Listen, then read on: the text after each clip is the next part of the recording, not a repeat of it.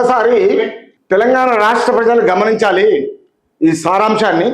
కేటీఆర్ ఏమంటుండంటే, మీరు ఎన్ని పూడ్చిండ్రు, ఎన్ని మంగళారతి పట్టిండ్రు, అసలు 420 లేగా ఈ 420 అని చీఫ్ మినిస్టర్ రేవంత్ రెడ్డి అనడం జరుగుతుంది.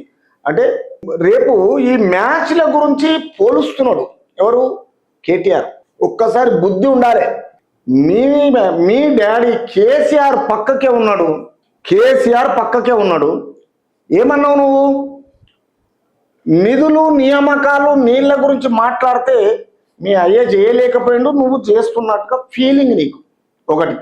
మరి ఒక దళితుని సీఎం చేస్తున్నాడు, అది మేనిఫెస్టో కాదా? ఒక దళితుని సీఎం చేస్తున్నాడు, చేసిండా? లేదు.